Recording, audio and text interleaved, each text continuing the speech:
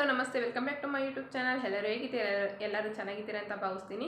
ಇನ್ನೂ ಯಾರೆಲ್ಲ ನನ್ನ ಚಾನಲ್ ಹೊಸದಾಗಿ ನೋಡ್ತಾ ಇದ್ದೀರಿ, ಸಬ್ಸ್ಕ್ರೈಬ್ ಮಾಡ್ತೀರಾ ನೋಡ್ತಾ ಇದ್ದೀರಿ, ಸಬ್ಸ್ಕ್ರೈಬ್ ಮಾಡ್ಕೊಂಡು ನೋಡಿ. ಹಾಗೆ ಪಕ್ಕದಲ್ಲೇ ಇರುವ ಬೆಲ್ಲೈಕನ್ನು ಟಚ್ ಮಾಡಿ ಹಾಲನ್ನು ಆಪ್ಷನ್ ಸೆಲೆಕ್ಟ್ ಮಾಡ್ಕೊಳ್ಳಿ. ಈ ಹಾಲನ್ನು ಆಪ್ಷನ್ ಸೆಲೆಕ್ಟ್ ಮಾಡ್ಕೊಳ್ಳೋದ್ರಿಂದ ನಾನು ವಿಡಿಯೋ ಹಾಕಿದ ತಕ್ಷಣವೇ ನಿಮಗೆ ನೋಟಿಫಿಕೇಶನ್ ಬರುತ್ತೆ. ಆ ನೋಟಿಫಿಕೇಷನಿಂದ ನೀವೇ ಫಸ್ಟ್ ವ್ಯೂವರ್ಸ್ ಆಗ್ತೀರಾ ನನ್ನ ವಿಡಿಯೋಗೆ. ಇವತ್ತು ನನಗೆ ತುಂಬ ಖುಷಿಯಾಗಿರುವಂಥ ದಿನ ಅಂತಲೇ ಹೇಳ್ಬೋದು. ಎಲೆಕ್ಷನ್ ಇದೆ ಇವತ್ತು, ಏಪ್ರಿಲ್ 26 ಎಲೆಕ್ಷನ್ ಇದೆ. ಹಾಗೆ ನನಗೆ ತುಂಬ ಖುಷಿಯಾಗಿರುವಂಥ ದಿನ ಅಂತಂದೇ ಹೇಳ್ಬೋದು.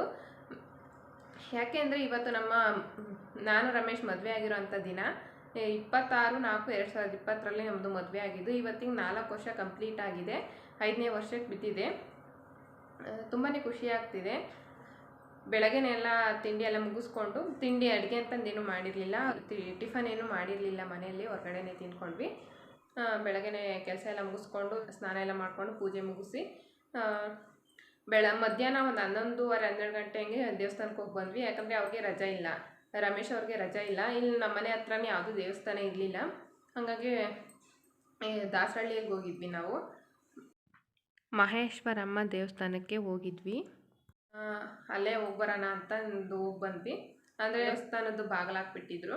ಮಧ್ಯಾಹ್ನ ಅಲ್ವಾ, ಇರಲ್ಲ, ಎಲೆಕ್ಷನ್ ಬೇರೆ, ಬಾಗಿಲಾಕ್ಬಿಟ್ಟಿದ್ರು. ಹೊರಗಡೆನೇ ಕೈ ಮುಕ್ಕೊಂಡು ಬಂದ್ವಿ.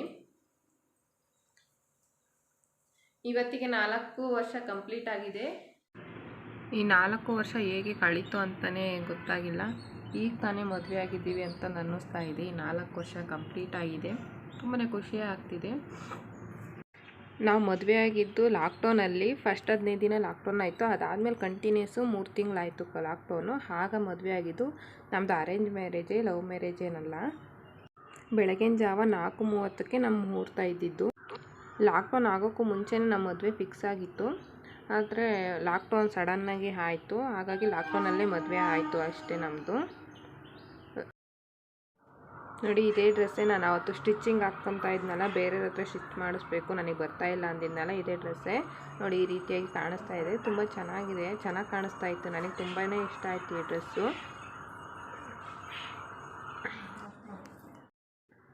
ಪೂಜೆ ಎಲ್ಲ ಮುಗಿಸಿ ದೇವಸ್ಥಾನಕ್ಕೆ ಹೋಗೋಣ ಅಂತ ಹೊರಟ್ವಿ ದೇವಸ್ಥಾನಕ್ಕೆ. ಬೈಕಲ್ಲಿ ಹೋಗ್ಬೇಕಾದ್ರೆ ಸೌಂಡು ಜಾಸ್ತಿ ಇತ್ತು ಗಾಳಿದು. ಹಾಗಾಗಿ ಮಾತಾಡಿದ್ದು ನಾವು ಕೇಳಿಸ್ತಾ ಇರಲಿಲ್ಲ. ಅದಕ್ಕೆ ವಾಯ್ಸ್ ಓವರ್ ಕೊಡ್ತಾ ಇದ್ದೀನಿ.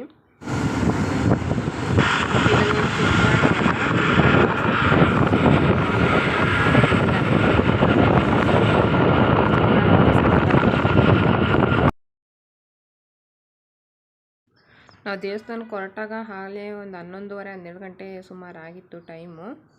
ತುಂಬಾ ಬಿಸಿಲಿತ್ತು. ಹಾಗಾಗಿ ಲೇಟಾಗಿ ಹೋಗ್ತಾಯಿದ್ವಿ. ರಮೇಶಂಗೆ ಬೇರೆ ರಜೆ ಇರಲಿಲ್ವಲ್ಲ, ಹಾಗಾಗಿ ಎಲೆಕ್ಷನ್ ಬೇರೆ ಇತ್ತಲ್ವ, ಕರೆಂಟು ತೆಗಿಬಾರ್ದು ಅಂತಂದಿದ್ರು. ಹಾಗಾಗಿ ಎಲ್ಲರೂ ಇರಬೇಕಾಯಿತು ಆಫೀಸಲ್ಲಿ. ಹಾಗಾಗಿ ಒಂದು ಅರ್ಧ ಗಂಟೆ ಕೇಳಿಕೊಂಡು ಬಂದರು ದೇವಸ್ಥಾನಕ್ಕೆ ಹೋಗಿ ಬರ್ತೀವಿ ಅಂತ. ನೋಡಿ, ದೇವಸ್ಥಾನಕ್ಕೆ ಬಂದ್ವಿ. ಮಹೇಶ್ವರಮ್ಮನ ದೇವಸ್ಥಾನ ತುಂಬ ಪವರ್ಫುಲ್ಲು ಈ ದೇವಸ್ಥಾನ, ದೇವರು. ನಾವಿಲ್ಲಿಗೆ ಒಂದು 2 ಟೈಮ್ ಬಂದಿದ್ದೀವಿ. ಇಲ್ಲಿಗೆ ಬಂದ್ಕಿಲ್ವು. ತುಂಬಾ ಪವರ್ಫುಲ್ ಅಂತಲೇ ಹೇಳ್ಬೋದು. ಇದು ಪಕ್ಕದಲ್ಲಿ ಆಂಜನೇಯ ಸ್ವಾಮಿ ದೇವಸ್ಥಾನ, ಅದು ಡೋರ್ ಹಾಕಿತ್ತು. ಇಲ್ಲಿ ಸಂಜೆ ನಮ್ಮ ರಮೇಶ್ ಅವ್ರ ತಮ್ಮನೂ ಅವ್ರ ಮಿಸ್ಸಸ್ ಬಂದಿದ್ದರು, ಇಬ್ಬರು ಕೂಡ. ಕೇಕ್ ಎಲ್ಲ ತೊಗೊಂಬಂದಿದ್ರು. ನಾವೇನಕ್ಕೆ ಸುಮ್ಮನೆ ಬೇಡ ಅಂತಂದು ಹೇಳಿದ್ವಿ.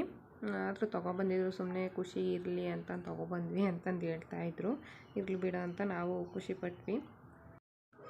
ಯಾರೂ ಬಂದಿರಲಿಲ್ಲ. ಇವ್ರು ಜಯಕೃಷ್ ಅವ್ರ ಅಮ್ಮ ಬರ್ತೀನಿ ಅಂತಂದು ಹೇಳಿದರು. ಮತ್ತು ಅವರು ಬರಲ್ಲ, ನೀವೇ ಮಾಡ್ಕೊಳ್ರಿ ಅಂತಂದು ಹೇಳಿದರು. ಏನು ಕೆಲಸ ಬಂತು ಅಂತಂದು. ಯಾರೂ ಇರಲಿಲ್ಲ, ನಾವು ಇಬ್ಬರೇ ಇದ್ದಿದ್ದು. ಸ್ವಲ್ಪ ಬೇಜಾರಿತ್ತು, ಯಾರೂ ಇಲ್ಲ ನಾವೇ ಅಂತಂದು. ಖುಷಿ ಇರಲ್ವಲ್ಲ, ಜನ ಇದ್ದರೆ ಸ್ವಲ್ಪ ಚೆನ್ನಾಗಿರುತ್ತೆ ಇದೆಲ್ಲ ಮಾಡ್ಕೊಳ್ಳೋಕ್ಕೆ. ಒಬ್ಬೊಬ್ಬರೇ ಇದ್ದರೆ ಬೇಜಾರು, ಏನಕ್ಕೆ ಇವೆಲ್ಲ ಅಂತಂದು.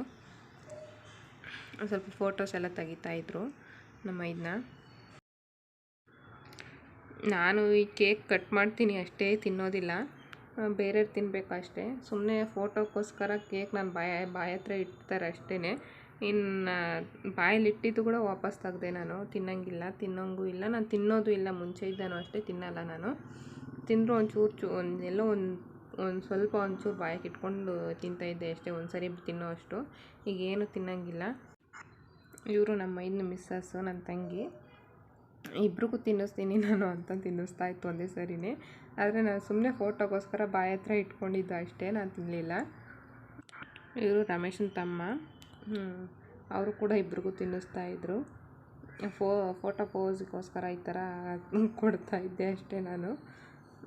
ತುಂಬ ಅದೇ ನಗ್ತಾಯಿದ್ರು ನನ್ನ ತಂಗಿ ನಮ್ಮ ಇಬ್ಬರೂ. ಸುಮ್ಮನೆ ಫೋನ್ಗೋಸ್ಕರ ಬಾಯಿ ಹತ್ರ ಏನು ಇಟ್ಕೊಳ್ತೀಯಾ ತಿನ್ನು ಅಂತಂದು ಹೇಳ್ತಾಯಿದ್ರು. ನನಗೆ ಒಳಗಡೆ ಐಟಮು ಅವೆಲ್ಲ ನನಗೆ ಇಷ್ಟನೂ ಆಗೋದಿಲ್ಲ, ನಾನು ತಿನ್ನೋದಿಲ್ಲ. ನಾನು ಮಾಡಿರೋ ಐಟಮೇ ನಾನು ತಿನ್ನೋದಿಲ್ಲ. ಈ ಎಣ್ಣೆಲಿ ಕದ್ದಿರೋದಾಗಲಿ ಏನು ಸ್ನ್ಯಾಕ್ಸ್ ಆಗಲಿ ಏನೂ ತಿನ್ನಲ್ಲ ನಾನು, ಬರೀ ಊಟ ಅಷ್ಟೇ. ಇನ್ನು ಮಿಕ್ಕಿದ್ದೇನೂ ತಿನ್ನಲ್ಲ ನಾನು. ಹಾಗಾಗಿ ಅವ್ರು ಅದನ್ನೇ ಹೇಳ್ತಾಯಿದ್ರು, ಏನು ತಿನ್ನಲ್ಲ ನೀನು. ಎಲ್ಲರೂ ಸೆಲ್ಫಿ ಹೊಡ್ಕೊಳ್ತಾ ಇದ್ವಿ. ಇವರು ಸ್ವಲ್ಪ ಕುಳ್ಳಿ ಇದ್ದಾರೆ ನನ್ನ ತಂಗಿ, ಅದನ್ನೇ ನಾವು ಆಡ್ಕೊಳ್ತಾ ಇದ್ವಿ, ನೀನು ಒಂಚೂರು ಉದ್ದಕ್ಕೆ ಬೆಳಿ ಆಮೇಲೆ ಸೆಲ್ಫಿ ಹೊಡ್ಕೊಳಕ್ಕೆ ಬರ್ತತಿ ಅಂತಂದು. ಅದಕ್ಕೆ ನೀನೇ ತೆಗಿ ಅಂತ ಚಂದ್ರಣ್ಣಂಗೆ ಹೇಳ್ತಾ ಇತ್ತು. ಇವಳ ಹೆಸರು ಉಮಾ ಅಂತ, ಅವರು ಚಂದ್ರು. ನೋಡಿ ಮತ್ತೆ ನಾನು ಮೈದಾನೆ ಹೋಗಿ ತೆಗೆದ್ರು ಫೋಟೋ. ಸ್ವಲ್ಪ ಉದ್ದಕ್ಕೆ ಬೆಳಿ ನೀನು, ಕುಳ್ಳಿಗೆ ಹಾಕಿದೀಯ ಅಂತ ನಾವು ಹೇಳ್ತಾ ಇದ್ವಿ, ಆಡ್ಕೊಳ್ತಾ ಇದ್ವಿ. ನಾವು ಕೇಕ್ ಕಟ್ ಮಾಡಿದ್ದು ತಿಂದಿದ್ದು ಎಲ್ಲ ಆಯಿತು. ಈಗ ಊಟಕ್ಕೆ ಇಡೋಣ ಅಂತ ಊಟಕ್ಕೆ ಜೋಡಿಸ್ತಾ ಇದ್ದೆ. ನಾನು ಸ್ವೀಟ್ ಮಾಡಿದ್ದೆ, ಪಾಯಸ ಮಾಡಿ ಅನ್ನ ಸಾಂಬಾರು ಮಾಡಿದ್ದೆ, ಬೆಂಡೆಕಾಯಿ ಸಾಂಬಾರು, ಅನ್ನ ಮಾಡಿದ್ದೆ.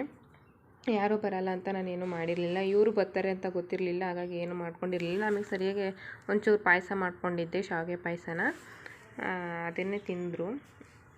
ಮತ್ತು ಅನ್ನ ಸಾಂಬಾರು, ಬೆಂಡೆಕಾಯಿ ಸಾಂಬಾರು, ಅನ್ನ ಮಾಡ್ಕೊಂಡಿದ್ವಿ. ಊಟ ಮಾಡಿಕೊಂಡು ಅವ್ರ ಮನೆ ಹತ್ರ ಹೊರಟರು, ಹೋಗ್ತೀವಿ ಅಂತಂದು ಹೊರಟರು. ನೈಟ್ 10:30 ಆಗಿತ್ತು ಇವ್ರು ಹೋಗೋಷ್ಟರೊಳಗೆ. ಇಲ್ಲಿಗೆ ಈ ವಿಡಿಯೋನ ಎಂಡ್ ಮಾಡ್ತಾಯಿದ್ದೀನಿ. ಇನ್ನು ಯಾರೆಲ್ಲ ಸಬ್ಸ್ಕ್ರೈಬ್ ಮಾಡ್ತೀರಾ ನೋಡ್ತಾ ಇದ್ದೀರಾ, ಸಬ್ಸ್ಕ್ರೈಬ್ ಮಾಡಿಕೊಂಡು ನೋಡಿ.